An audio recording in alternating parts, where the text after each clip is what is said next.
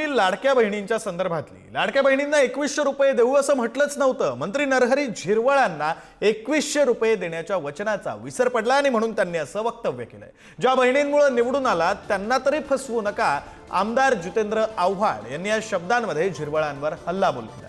बिल्डरांचे पैसे मिळतात, बाकीच्यांचे नाही असं बच्चू कडू म्हणाले। 2100 रुपये कोणी काही असं डिक्लेअर केलेलं नाही, हे द्यावेत। आधी तर विरोधकांनी हे 1500 देणारच नाहीत, यांच्याजवळ देण्याची ऐपतच नाही, अशाच पद्धतीने सुरू केलं होतं। नंतर काय तर 2100 देणार आहेत, 1500 दिले नाही ते 2100 कसे, पण 1500 दिल्यावर बाकी 2100वर जास्त जोर धरला, तर तसा काही प्रकार नाहीये। बरोबर आहे। एक ज्येष्ठ मराठी साहित्यिकांनी म्हटलंय आपल्या पुस्तकामध्ये की विस्मृती ही देवाने दिलेली सर्वात मोठी देणगी आहे।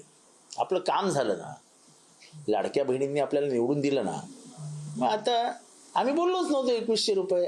अरे ज्या बहिणींनी निवडून दिलं त्या फसवू नका, महाराष्ट्राला फसवताय ती गोष्ट वेगळी।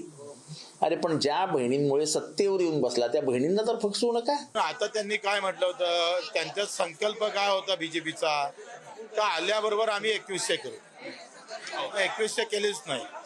आणि आज अर्धे दिव्यांग जर तुम्ही पाहिलंय तर त्यांना दर एका महिन्यानं मानधन भेटत नाही, पण सगळ्या मोठ्या बिल्डरचे पैसे बरोबर निघतात, त्यांचा एकही हप्ता रुकला नाही। मग दिव्यांगाचे का रुकतं?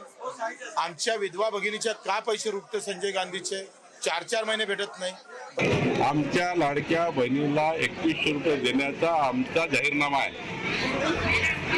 आमच्या सरकारने ठरवलं आहे, माननीय देवेंद्र फडणवीसजी, आम्ही जो मॅन्युफॅक्चर दिला, आमच्या पक्षाने माननीय एकनाथजींनी दिला, माननीय अजितदादांनी दिला, जो मॅन्युफॅक्चर दिला आहे की पुढच्या 5 वर्षात सरकारने काय काय करावं। शेतकऱ्याची कर्जमाफी करावी, लाडक्या बहिणीला 2100 रुपये द्यावे, शेतकऱ्यांना 5 वर्ष मोफत वीज द्यावी, शेतकऱ्यांना 12 तास दिवसाने वीज द्यावी, हे सर्व विषय हे पुढच्या 5 वर्षामध्ये आमचं सरकार पूर्ण करणार आहे।